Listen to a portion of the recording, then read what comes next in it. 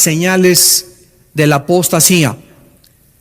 La Biblia nos advierte muy claramente que conforme nos vayamos acercando al final de los tiempos o a la segunda venida de Jesucristo, aumentará dentro de la iglesia la apostasía. Un tema que pues casi no se ha tratado y que es importante desarrollar y comprender en esta mañana. En Lucas 18:8 Jesucristo dijo: cuando venga el Hijo del Hombre, ¿hallará fe en la tierra? Implicando que tal vez cuando Él venga no iba a haber una gran cantidad de sus seguidores, tal como pasó cuando Él se fue al cielo después de que lo crucificaran, que la mayor parte de las personas le abandonaron. En Mateo 24:12 Jesucristo vuelve a decir: por haberse multiplicado la maldad, el amor de muchos se va a enfriar. Y aquí la palabra maldad en el griego es anomia, que significa sin ley. O sea, Jesús está diciendo que la rebelión contra la autoridad va a aumentar. Y que por este aumento de la rebelión contra la autoridad, la palabra anomia, la maldad va a aumentar. O sea, va a entrar a la iglesia esta rebelión y va a hacer que muchos cristianos tengan un concepto mucho más pequeño de la autoridad, que va a hacer que su fe sea relajada totalmente.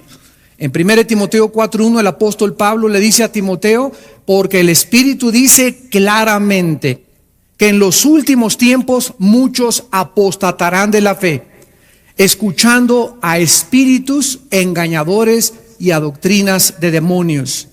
Y en la segunda carta a los tesalonicenses, en el capítulo 2, versículo 3, el apóstol Pablo nos dice otra vez: nadie los engañe en ninguna manera.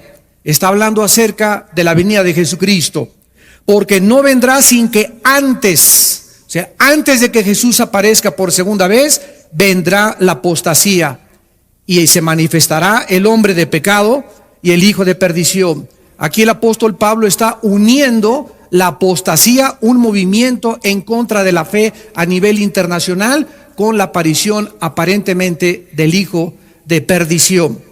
Ahora vamos a comenzar a definir en primer lugar qué es la apostasía, para continuar definiendo a los dos apóstatas que existen en el Nuevo Testamento, y en tercer lugar ver las causas de la apostasía o por qué la gente se aparta de la fe.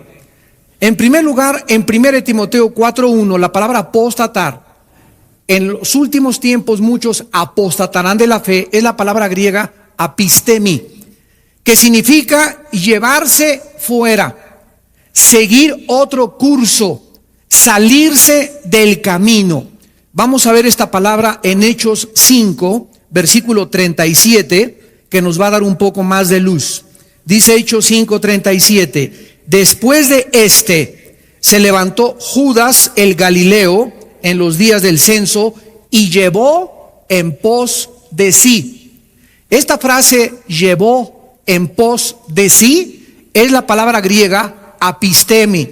Entonces nos damos cuenta que tiene que ver con salirse fuera o con la influencia de terceras personas que nos pueden sacar del camino.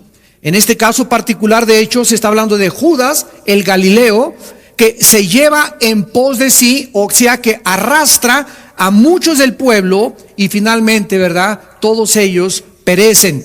La misma palabra es en segunda de Tesalonicenses capítulo 2 versículo 3. Ahora, ¿por qué muchas personas, después de haber oído claramente la verdad, se alejan del camino? Una pregunta importante: ¿eran salvas estas personas? ¿O realmente la salvación se puede perder? ¿O podemos realmente, después de recibir la vida eterna, perder esta vida eterna? Vamos a dejar que la Biblia nos hable en esta mañana y vamos a ver las dos clases de personas que la Biblia nos enseña que pueden alejarse de la fe. En primer lugar, veamos las personas que nunca fueron salvas. Veamos en el libro de Juan, capítulo 17, Evangelio de Juan 17, el caso específico de Judas Iscariote. En Juan 17, versículo 12, Jesús dice: cuando estaba con ellos en el mundo, yo los guardaba en tu nombre. A los que me diste, yo los guardé. Y ninguno de ellos se perdió, sino el hijo de perdición, para que la escritura se cumpliese. Vamos a entender dentro del contexto las palabras de Jesús.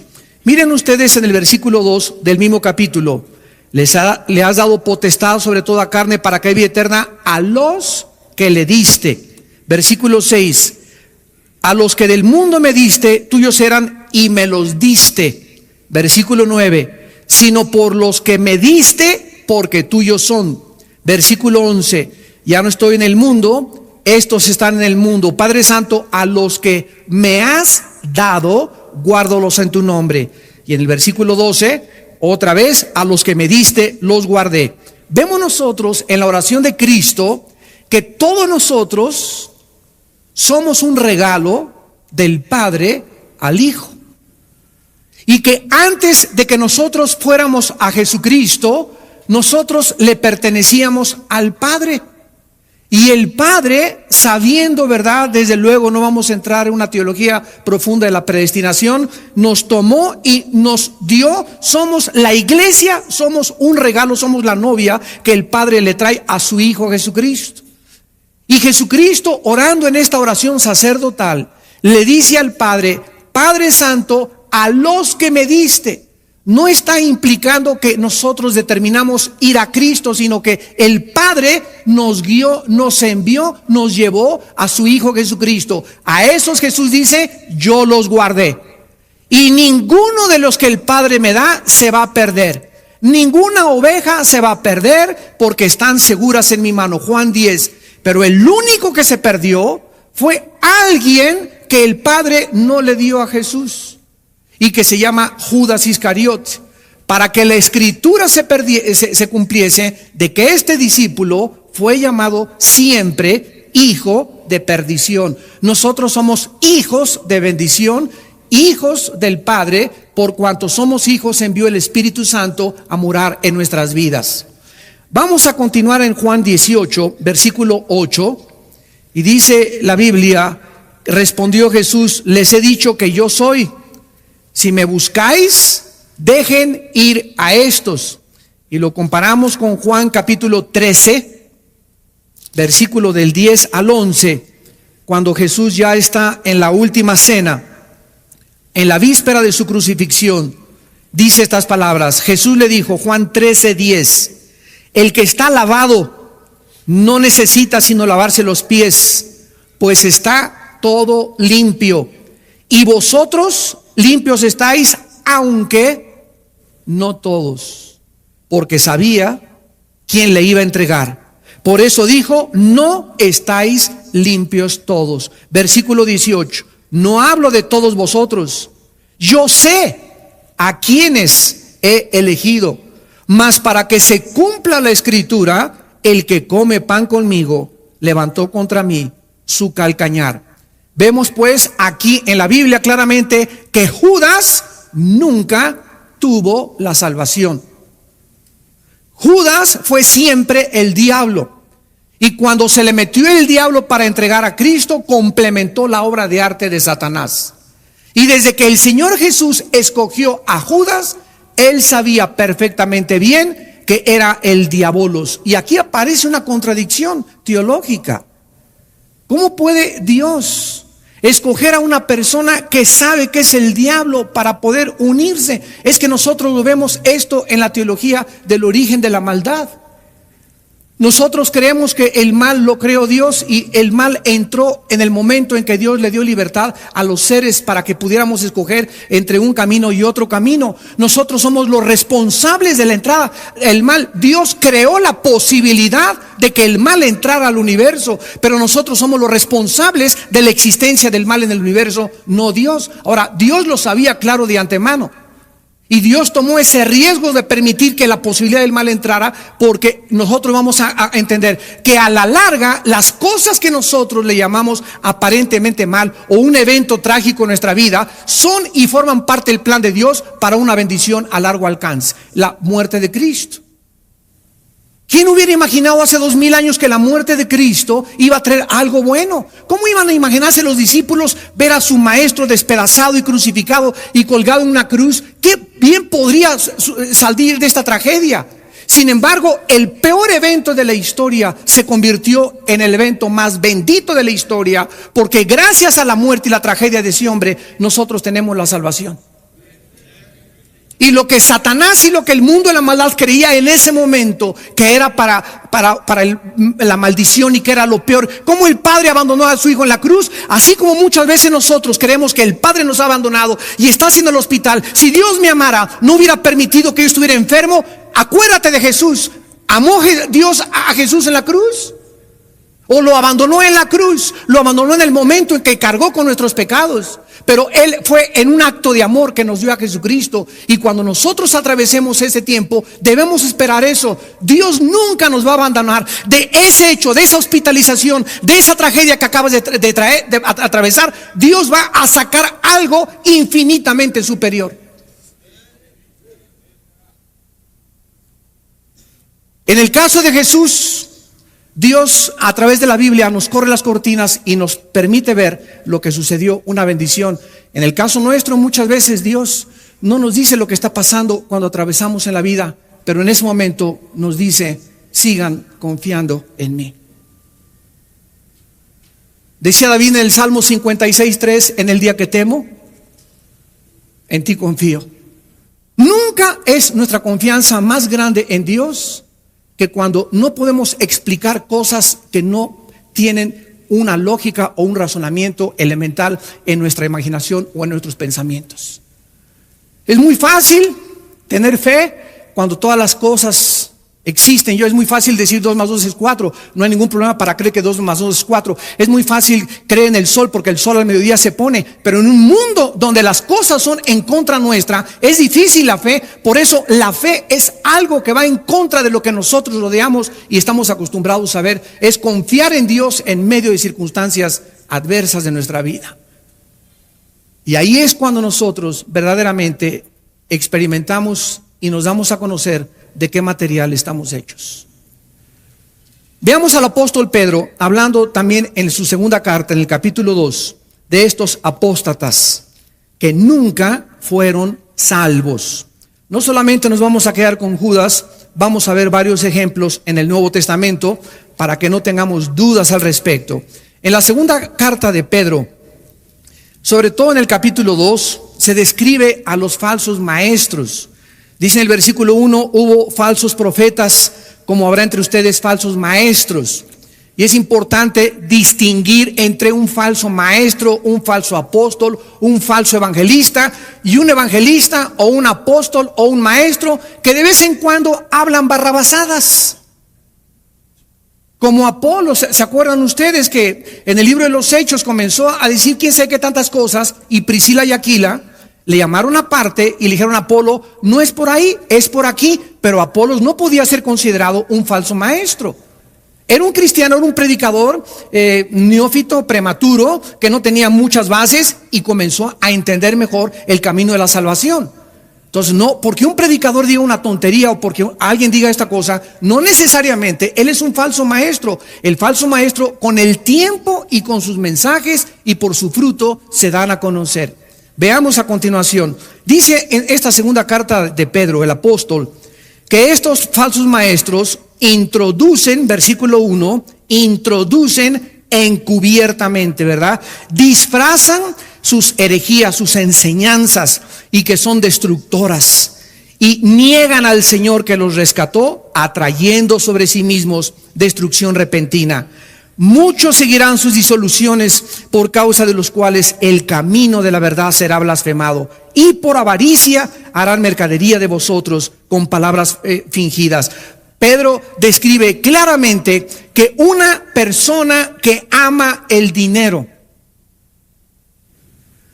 Un hombre de Dios que ame el dinero, un hombre de Dios que cobre por sus servicios, está en camino de apostatar de la fe. Ahora que estábamos en esta cruzada la semana pasada en Tabasco, les decía yo al grupo de pastores que nos invitaron, nos hablan de Colombia, nos hablan allá de Venezuela. Hermano, queremos que venga a traer una cruzada aquí a nuestra ciudad. ¿Cuántos son sus honorarios? Digo, ¿de qué me están hablando? Sí, le estamos preguntando que cuántos son sus honorarios. Y les dije, ¿quién les ha cobrado honorarios? Porque el día que ustedes inviten a un evangelista que les cobre honorarios, no lo vuelvan a invitar. Es un mercenario de la fe. Está prostituyendo el evangelio. Un hombre de Dios no puede cobrar. Bueno, díganos en qué tipo de hotel quiere que lo pongamos. No les voy a decir, pónganme donde ustedes quieran. Yo primero tengo que asegurarme, voy a orar, de que esto es de Dios. No solamente agarro el teléfono y acepto la invitación, tengo que pedirle a Dios la dirección de que es de Dios. Y si es de Dios, Él proveerá. Y no me importa donde me pongan ustedes, no me va a faltar ni comida. Y si me quieren dar ofrenda, dénmela. Y si no me la den, está bien también. Dios otro día me la dará por otro lado. Pero yo voy ahí a predicar el evangelio.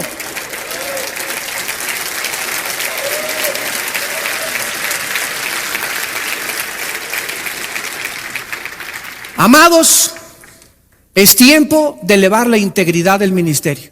Es tiempo de elevar las normas con las cuales Dios nos mandó. Somos misioneros de Dios. Somos apóstoles enviados de Dios a un mundo necesitado. Estábamos el otro día allá en Puerto Vallarta y unos hermanos llegan al hotel por nosotros en una camioneta que no tenía aire acondicionado.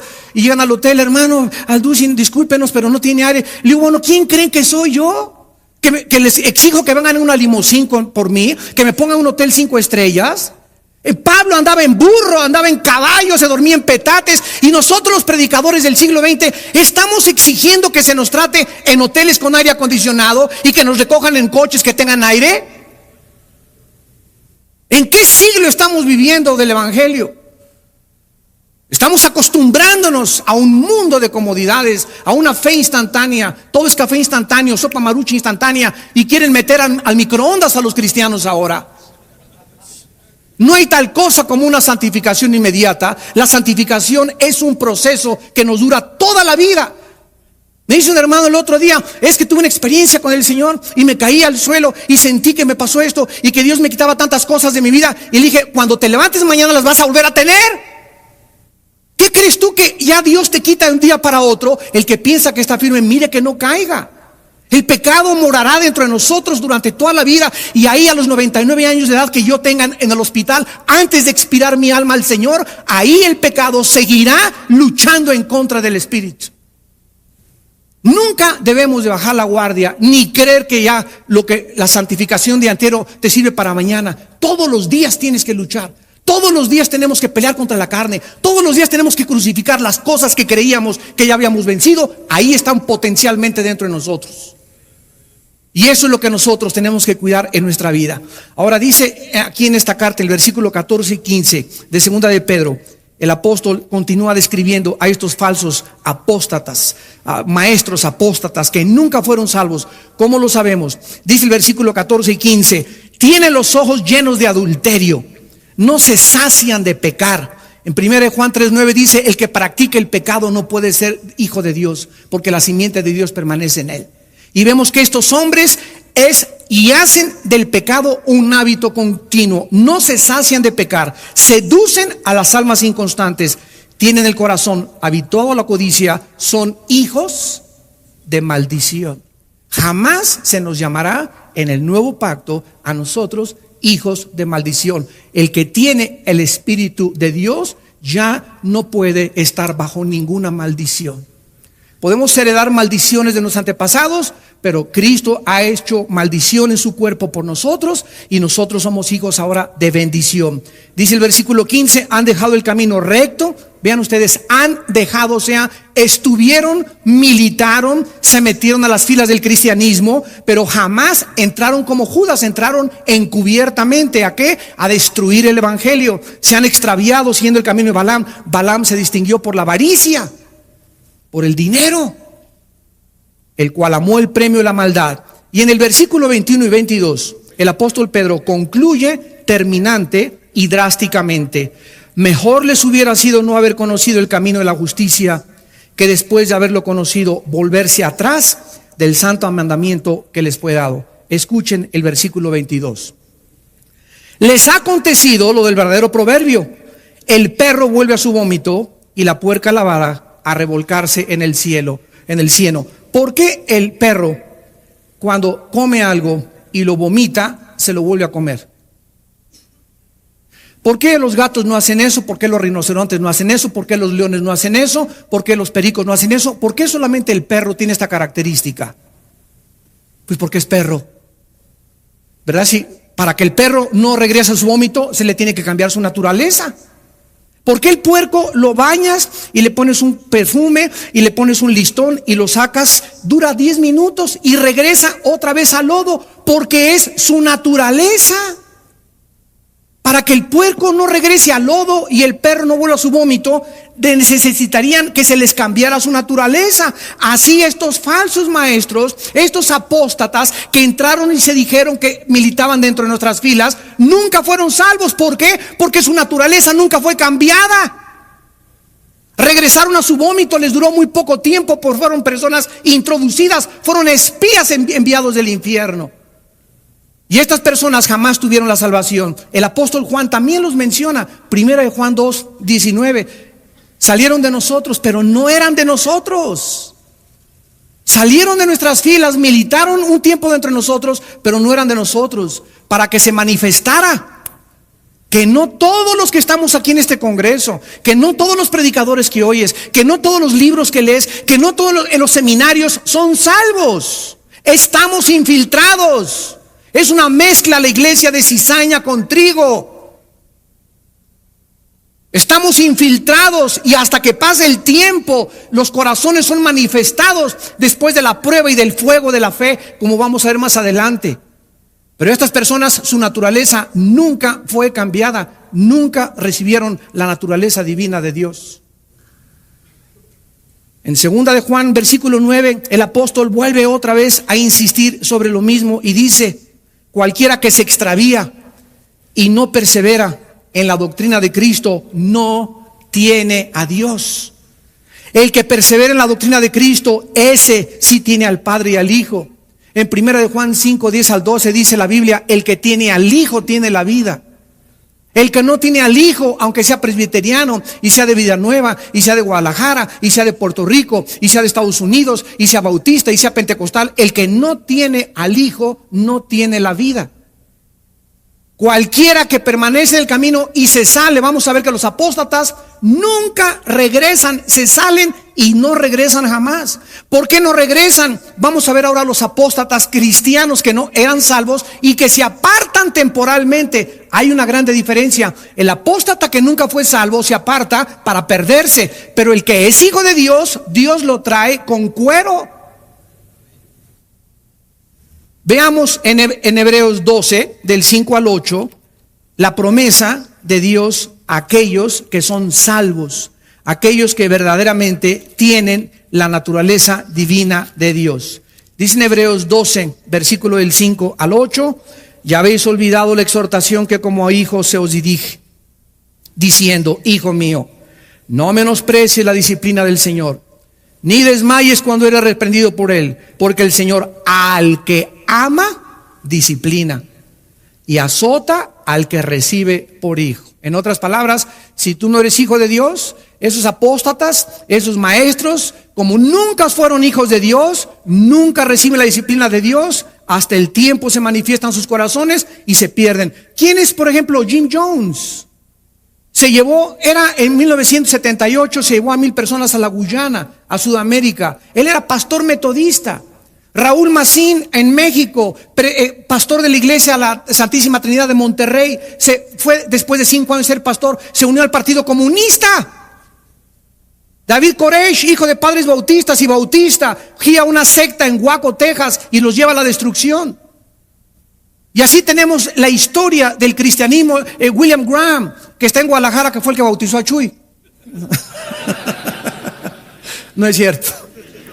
Por todos lados tiene este hermano iglesias, ¿verdad? Y dice que él es el ángel de Apocalipsis. Cálmate, Habacuc. Salieron de nosotros, pero no eran de nosotros.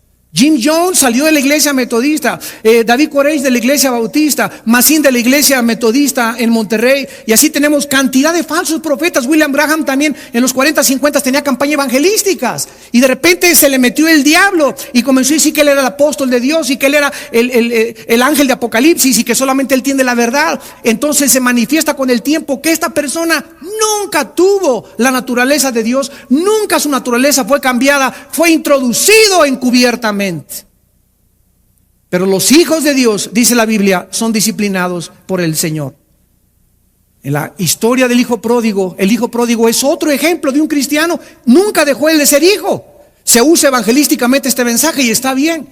Pero si nos vamos al exégesis del pasaje, nos damos cuenta que el hijo pródigo nunca perdió su posición de hijo. Y se salió y apostató y se fue y dame y se perdió. Pero llegó un momento en que despertó su conciencia al Señor. Y estando en esa condición dijo: ¿qué hago aquí alimentando a los puercos? En la casa de mi padre. Y se levantó y fue y se arrepintió y dijo el padre, ¿verdad? Mi hijo estaba perdido, pero ha sido hallado ahora.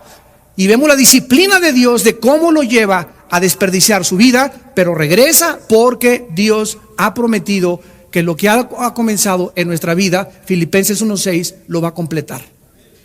Y dice en Judas que Dios es poderoso para guardarnos sin caída también.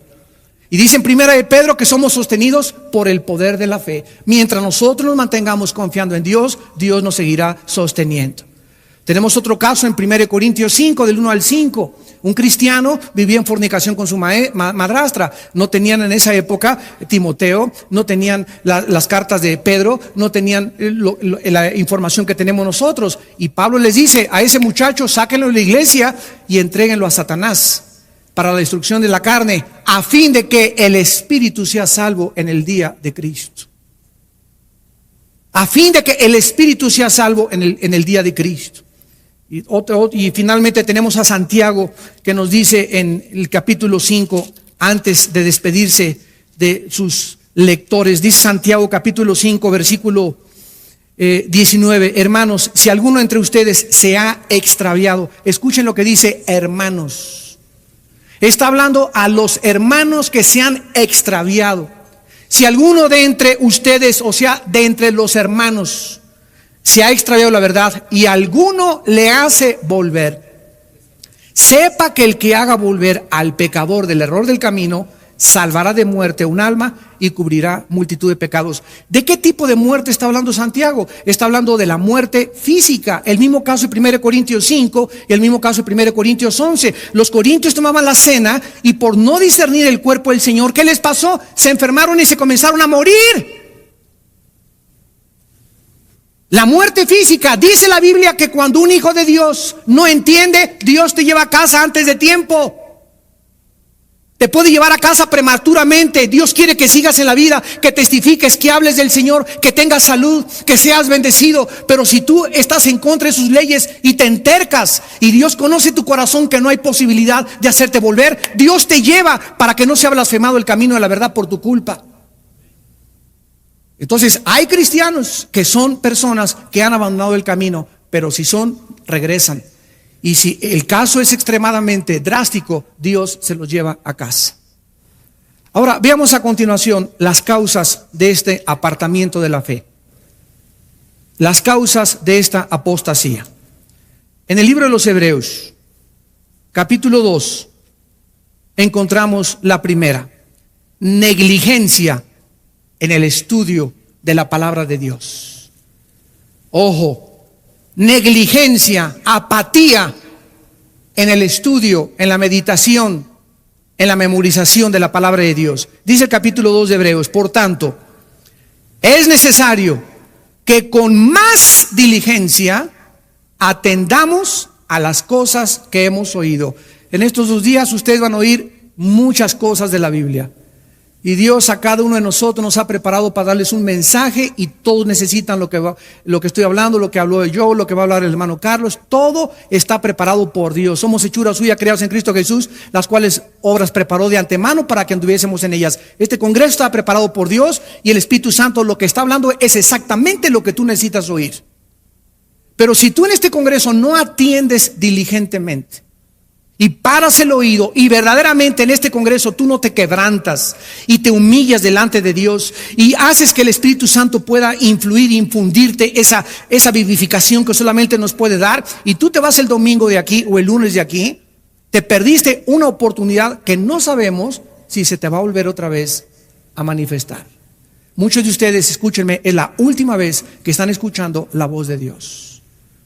Porque ninguno de nosotros sabemos si mañana en la mañana nos vamos a poner la corbata y vamos a amanecer.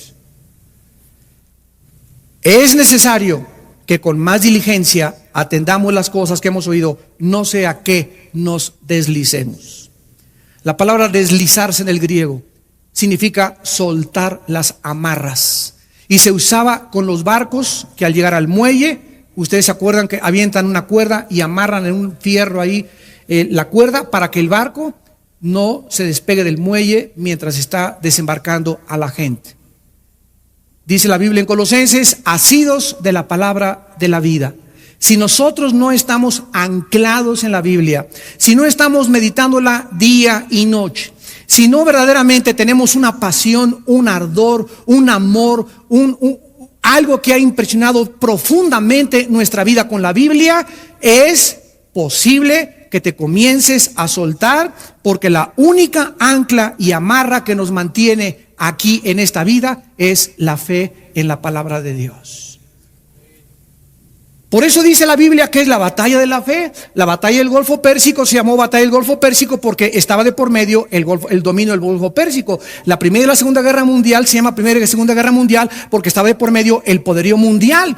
Y se llama la batalla de la fe porque está de por medio la fe. Es por lo que debemos de pelear, por la fe. La fe es el centro de nuestra lucha, el centro de nuestra militancia. Y si nosotros abandonamos esta fe, es algo que Dios nos ha dado y que nos ha dicho: Armando, te doy esto para que lo guardes.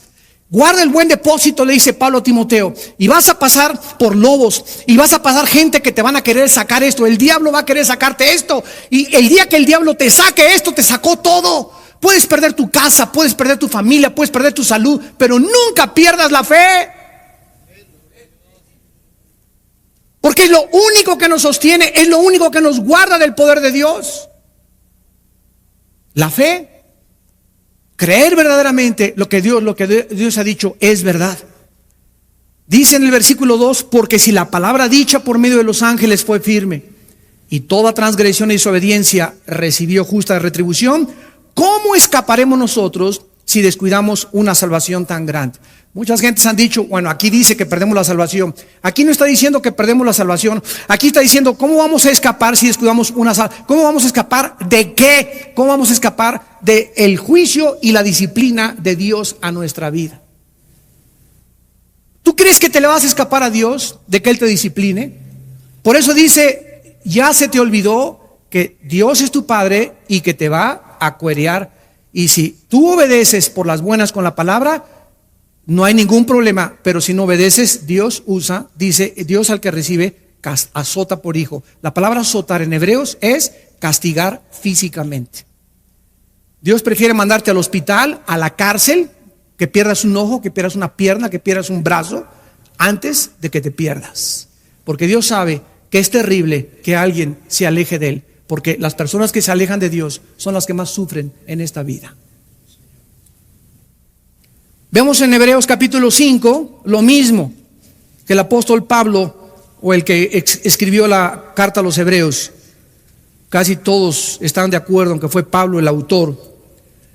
Dice el versículo 12 de Hebreos 5, porque debiendo ser ya maestros, esto es para muchos de ustedes, hermanos, que en esta mañana tienen 5 años en Cristo, 8 años en Cristo, 10 años en Cristo, y jamás en su vida le han enseñado, participado, comunicado algo a nadie, ni a tus hijos. Ya deberías en tu casa tener un estudio bíblico tú y enseñar la palabra de Dios. Debiendo ser ya maestro después de tanto tiempo, tienes necesidad de que se te vuelva a enseñar cuáles son los primeros rudimentos de la palabra de Dios. ¿Cuáles son los primeros rudimentos de la palabra de Dios? ¿Cuál es el A, B, C de la Biblia? Número 1, ora todos los días. Número 2, ten contacto con el Señor. Número 3, habla de Cristo a las personas que puedas en el día. Pero si tú tienes 4, 5, 6 años en la Biblia y no tienes ya un tiempo devocional, una disciplina para venir a la presencia del Señor diario en la madrugada y estar media hora, 40, una hora, no sé cuánto tiempo delante de Dios, y no, esta palabra no forma parte de tu Biblia, en lugar de hemoglobina, biblina dentro de tu sangre, y no memorizas la palabra y no la guardas la palabra, ¿cómo quieres entonces que Dios te trate? Tu vida de oración es raquítica. Tu vida de oración son 15 minutos, media hora. Eso es lo que nos toma para interceder por la familia, por nuestro presidente, por el gobierno. Pero como se te olvidaron el ABC de la Biblia, dice la Biblia, has llegado a ser tales que tienen necesidad de leche y no de alimento sólido. El otro día en el diplomado, un hermano se para y me dice: señor Alducin, dígame, explícame la predestinación. A ver, explícame por qué, ¿cómo es eso? Le dije: no te explico nada. Me dice: ¿por qué? Le digo: porque sabes una cosa, yo te conozco, tienes 7 años en Cristo, y tú quieres ahorita entender la predestinación y el origen del mal y la explicación del mal, y existen respuestas en la palabra de Dios, porque la palabra de Dios refuta argumentos y toda altivez que se levanta contra su nombre, llevando cautivo todo pensamiento a la obediencia de Jesús, pero tú no estás en posición de que te lo explique. ¿Por qué? Porque te has hecho tardo en el oír. Y así, a ver, explícame por qué Dios, si es bueno y es bondadoso, permite las inundaciones, que un carro se eche para atrás y mate una criatura. ¿Quién derribó las torres del World Trade Center? ¿El diablo o Satán o Dios? A ver, ¿qué contestarías tú? El diablo. O sea, no podemos ni siquiera ya vislumbrar ni discernir lo que está pasando en el mundo. ¿Quién es el bueno ahorita? ¿El presidente Bush y la coalición persiguiendo a los terroristas o Bin Laden? Ahorita el héroe es Bin Laden. Se han cambiado los valores en el mundo que vivimos, que se ha perdido el discernimiento en la misma iglesia, y los mismos cristianos ya no sabemos ni distinguir quién es el bueno y quién es el malo. Y Isaías nos advierte en capítulo 5 y nos dice: ay de los que a lo amargo le dicen dulce, a lo dulce amargo, a lo bueno malo y a lo malo bueno. Y los medios de comunicación y la presión de CNN y de los noticieros hacen que tu vida se llene del concepto del mundo, cuando nuestros pensamientos no son formados ni moldeados por el mundo, sino por Dios. Y ya los cristianos no saben si Bin Laden es como el Che Guevara, y al ratito hay un pastor ahí con un retrato de Bin Laden arriba de su cama. Increíble, pero cierto, es el mundo en que estamos viviendo. ¿Y todo por qué? Porque comenzamos a abandonar la palabra de Dios. Dice el versículo 13: el que participa de la leche es, ¿qué cosa? Inexperto. Entonces, el ateo, la palabra de Dios es una espada, ¿verdad? En Efesios 6. Inexperto, ¿qué significa? Imagínense a un niño de 6 años con una espada contra un espadachín.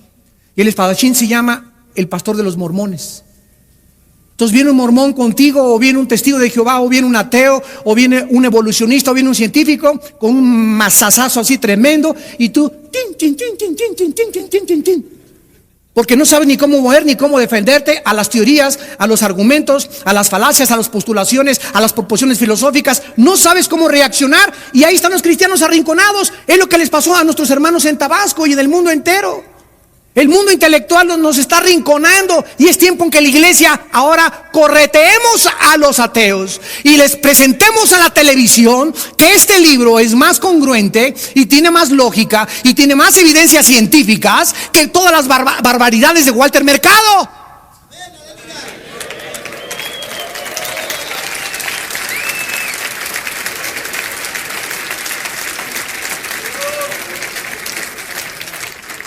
Dios te está buscando.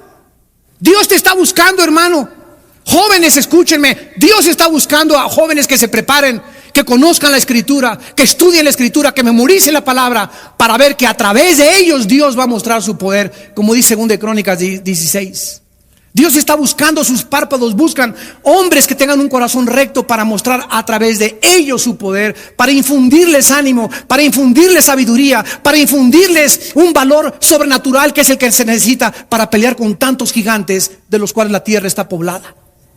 Necesitamos Davides, necesitamos Danieles que estén escudriñando, necesitamos Josés que estén verdaderamente aguantando con paciencia el tiempo de Dios. Necesitamos entender qué es lo que Dios quiere en nuestras vidas. En segundo lugar, en Hebreos 12 encontramos otra causa de la apostasía. Y esta es, desgraciadamente, la más común en la mayor parte actualmente del mundo cristiano. Una raíz de amargura. Amargura. Dice en Hebreos 12, versículo 15, mirad bien. Esta frase, mirad bien, significa que en la iglesia tenemos que estar así, con los ojos abiertos, cuidando, velando. Antes que nada, miren. ¿Qué se nos manda a cuidar? ¿Qué se nos manda a vigilar? No sea que alguno entre tu familia, entre tus hermanos, pastores, lo que sea, alguno deje de alcanzar la gracia de Dios. Es increíble que en la vida cristiana un cristiano deje de alcanzar la gracia de Dios. Ahorita vamos a explicar a qué tipo de gracia se refiere. Que brotando alguna raíz de amargura les estorbe y por ella muchos sean contaminados. Hermanos en Jesucristo, en la vida cristiana sobran las razones para desilusionarnos, para desanimarnos, para ya aventar la toalla, para ya no querer pelear, pero tenemos que recordar que ese tiempo en el que nosotros hemos sido acusados, calumniados, y escúchenme, nadie a quien Dios vaya a usar se escapa de estas pruebas. Nadie. Todos aquellos a quien Dios llama los lleva a un desierto y los mete a un horno de fuego. ¿Quién es un líder? Un líder es una persona que pasó la prueba de la persecución, pasó la prueba de las calumnias, pasó la prueba de la desilusión, y son etapas en la vida, y cuando sale de todas esas pruebas, el líder sigue así: hola, gloria a Dios, aleluya. No se le nota ni se le ven huellas de que el horno ni el fuego quemó ni sus botones. ¿Por qué? Porque en todas estas pruebas que el líder pasó, Jesús estaba con él. Esa es la grande diferencia. Ahora, si tú entras a las pruebas y en esas pruebas, en esa persecución, en esas desilusiones, en ese desánimo, no te agarras con todas tus fuerzas de Jesús y no te aferras a Él y no lo abrazas apasionadamente, y en esos tiempos, en el día que temes, en Él confías, y en esos tiempos no estás más que nunca confiando más que nunca en Él, cuando salgas de las pruebas se te ve en la cara de sapo que tienes. Líderes y pastores que han atravesado pruebas, repito, y salen amargados, llegan a la iglesia y puedes oír en sus mensajes la amargura, y el espíritu de la amargura se transmite a sus ovejas. Y son ovejas contaminadas por el espíritu amargado que tiene el pastor. Porque el pastor tiene una herida de la cual no ha sido sanado. Dice aquí que la amargura impide que del cielo Dios me use, que es la gracia de Dios. La Biblia habla de la gracia salvífica, que es la gracia que nosotros recibimos para salvación. Y aquí está hablando de la gracia santificante. ¿Qué significa esto? Dios, en el momento que me convierto, me da su gracia, y por esa gracia es una fuerza inmerecida de Dios, es una capacidad que Dios me da para que yo pueda creer en su Hijo Jesucristo y pueda formar parte de su ejército. Pero una vez que yo soy cristiano, necesito todos los días de mi vida esa gracia seguirla recibiendo. ¿Y qué es esta gracia? Apunta a la definición: es la capacidad que Dios nos da para que podamos hacer su voluntad. Es la capacidad o la habilidad que Dios nos da para que podamos hacer su voluntad. En otras palabras, ser padre de familia es imposible sin la gracia de Dios. Presentarme delante del presidente Fox, en 3 semanas vamos a estar con él para preguntarle los programas de televisión, la programación. Si yo me presento delante de Fox y no voy con la gracia de Dios que me respalde, no voy a encontrar gracia ante sus ojos. Educar a mis hijos y darles consejos es imposible si no tengo la gracia de Dios. No podemos levantar este edificio porque Jehová, si no es el que levanta el edificio, en vano estamos construyendo. Si Jehová no vela la guardia, aunque traiga guardaespaldas y carros blindados y ametralladoras, de nada me sirve. Si no es Él el que está obrando y operando en mi vida, todo lo que estoy haciendo a mi alrededor es vano. ¿Y qué es lo que impide que esa gracia llegue a mi vida la amargura. En ese momento, el rencor que tú tienes contra alguien que te lastimó, que habló mal de ti, aguántalo y perdónalo. Perdónalo 70 veces 7. Perdona y sigue perdonando. Ayer llegó un hermano ya grande, Armando, fíjate que mi esposa me dijo de cosas, le hablé por teléfono y le dije que era una piruja, que era una prostituta, y me dijo, no vengas a la casa en 3 días a dormir. ¿Qué hago? Le dije, número 1, respeta lo que tu esposa te dice, porque si tú le insultaste, violaste un mandamiento de Dios. Yo no te voy a decir exactamente las consecuencias o los resultados, pero te voy a decir lo que la Biblia dice. Dios quiere que tú en esta noche le hables por teléfono y le digas, mi vida, estoy arrepentido, estoy quebrantado, perdóname por lo que te dije, y quiero decirte que si me dejas ir a dormir a la casa. Y si ella te dice no, le dices en qué hotel vas a estar y con quién te vas a acostar para que no tengas sospechas de que te fuiste con otra mujer. Me dice, pero es humillante. Le dije, eso es lo que Dios quiere que hagas, que te humilles después de haberle insultado y agredido y haberle roto, porque es un vaso frágil ante los ojos de Dios. Le dije, ya los resultados mañana no sé cómo va a reaccionar tu esposa, pero tú te vas a tener que quebrantar por un buen tiempo, porque la has lastimado muchísimo. Y Dios dice que cualquier hombre que tiene una relación equivocada en su matrimonio, Dios no escucha tus oraciones. Primera de Pedro 3:7.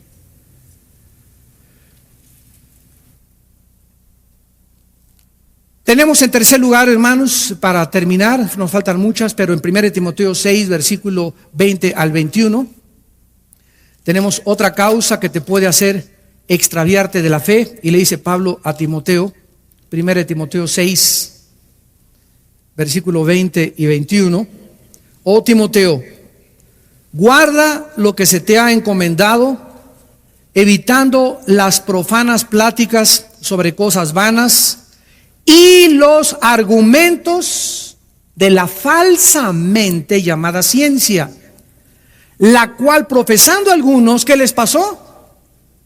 ¿Qué les pasó? Se desviaron de la fe. Otra causa por la cual nosotros podemos apartarnos de la fe es estar atentos al falso conocimiento. Si llega un maestro en tu escuela, imagínate que tú eres un estudiante de secundaria o de preparatoria, y le dice al muchacho, tú eres de los que creen en que una pareja fue creada al principio y no crees las postulaciones de Carlos Darwin, ni Friedrich Nietzsche, ni Jean-Paul Sartre, ja, ja, ja, ja. No me digas que tú eres de esos cristianitos. Ante este ataque y ante esta amenaza, nuestros jóvenes actualmente están prestando oído más al falso. La palabra ciencia es gnosis en el griego, que significa conocimiento. Están prestando oído más al falso conocimiento del mundo, que tiene su origen en el mundo, que el conocimiento de la palabra de Dios. Entonces, si tú sigues juntándote con ese ateo y no tienes conocimiento de la palabra de Dios profundos, no te estás discipulando, no tienes bases doctrinales ni teológicas, el falso conocimiento del mundo es el que ha arrastrado a casi el 60% de la juventud en Tabasco y los está llevando a quitarse la vida. ¿Saben ustedes en la clausura, en la Plaza de Toros, lo que les dije el domingo en la noche?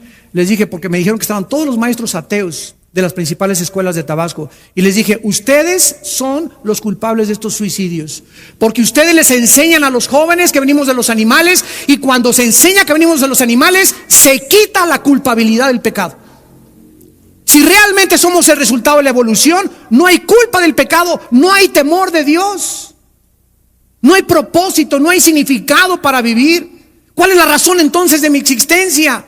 Estoy exactamente guiado por los instintos como los animales. Si somos el resultado de unas sustancias químicas que produjeron materia viva, entonces ¿quién nos explica el origen de la vida? Porque la evolución no tiene una sola prueba científica. Una sola no existe.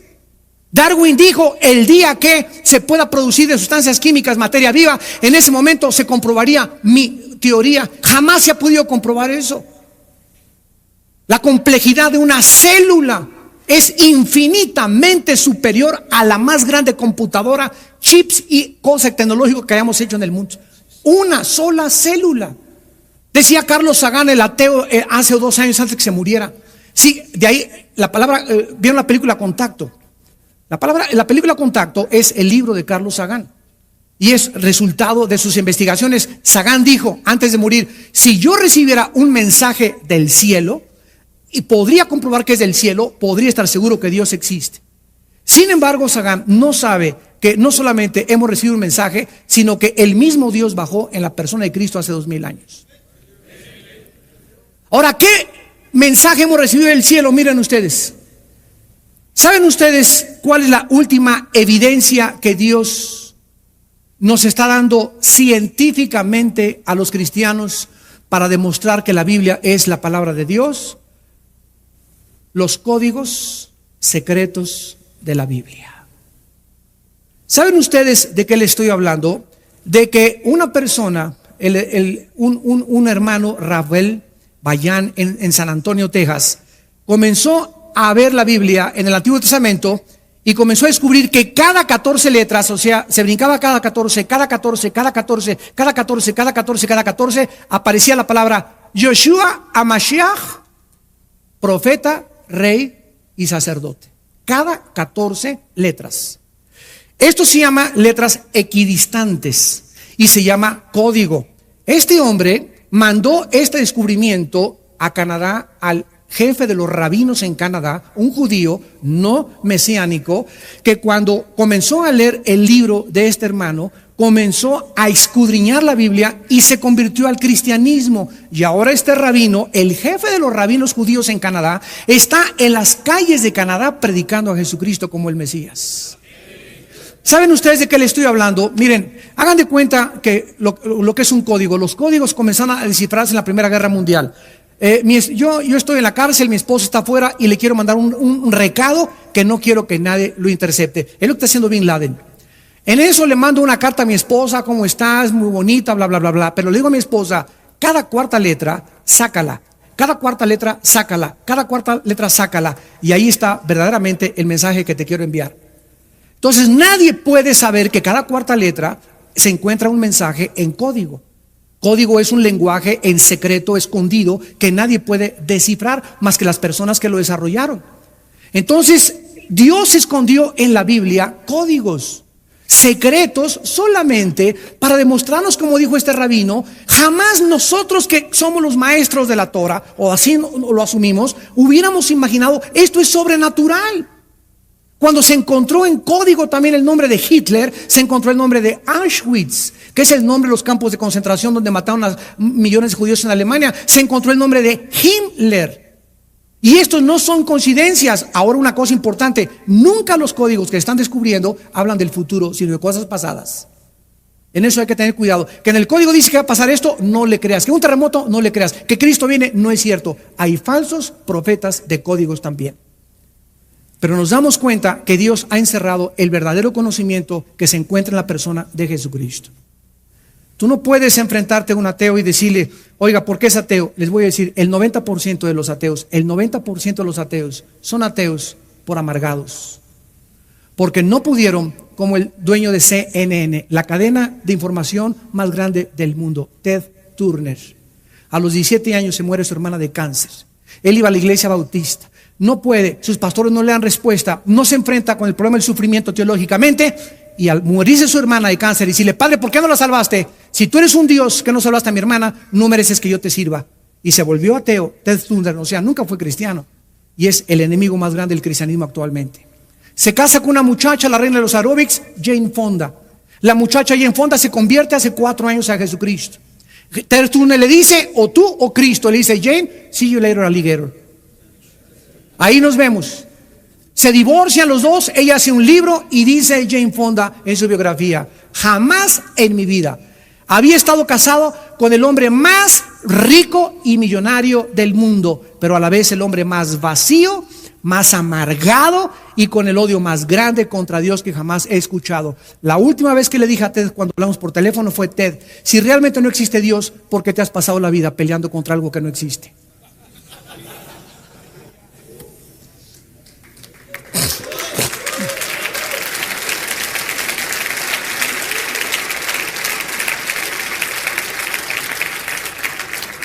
Señor, te damos las gracias por tu palabra.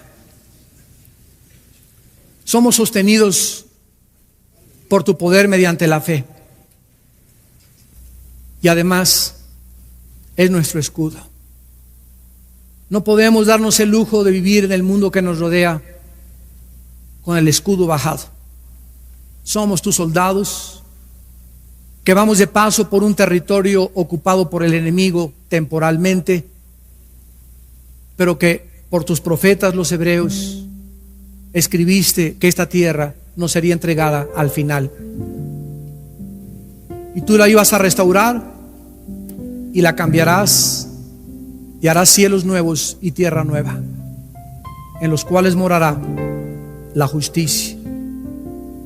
En aquel día podremos decir con todo nuestro corazón que las aflicciones, los sufrimientos, las desilusiones y las pruebas de esta vida en nada son comparables con las glorias que se manifestarán a nosotros. En aquel día será como haber entrado a un hotel de paso y haber pasado una sola noche mala comparado con lo que nos espera. Oh Dios, necesitamos en México, Señor, un grupo de varones. Sabemos que nunca serán muchos, será un pequeño remanente, pero los pequeños remanentes son los que tú usas en tu poder. Danos un pequeño remanente de hombres en México, Padre, íntegros, que amen la justicia y que amen la piedad, que en sus corazones haya honestidad y que hablen siempre la verdad en su corazón, que no engañen a su prójimo y que aún jurando en daño suyo no por eso cambien. Estos son los hombres que tú estás buscando. Hay muchos de ustedes que han llegado a este congreso desanimados, desilusionados, y Dios te trajo a cargar tus baterías, a decirte que Él es el que te infunde ánimo y fuerza para vivir. Y en esta noche, en esta mañana en la que tú tal vez te has alejado de Dios, te has estado enfriando sin que tú te des cuenta, con el peligro de extraviarte y de apostatar, dile a Dios en tu corazón en este momento: Señor mío y Dios mío, he comprendido que es un lujo no vivir cerca de ti, porque separado de ti jamás nunca podría hacer nada. Señor Jesús, te digo que te amo con todo mi corazón. Tú diste tu vida por mí, tu sangre en la cruz para pagar mis pecados. Oh Dios, dame ese amor también por las almas perdidas. Dame ese amor por mis hermanos, que pueda en la iglesia donde yo asisto perdonar a mis hermanos, tolerarlos y soportarlos, como tú me toleraste y me soportaste en la cruz del Calvario. Dame la fuerza, Señor, para vencer y no hacer caso cuando la gente habla mal de mí. Tú que conoces mi corazón, tú me vindicarás, porque tú vindicas al justo, y tú levantarás al justo y le pondrás sus pies sobre la roca, y pondrás un cántico nuevo en mis labios, y podré ver el pasado como una pesadilla necesaria para formar mi carácter y ser un hombre de compromiso. Señor, te doy las gracias en esta mañana por tu perdón, porque no quiero volverme a alejar de ti, porque en estos tiempos lo único que me sostendrá será tu presencia. En el nombre de Jesús. Amén.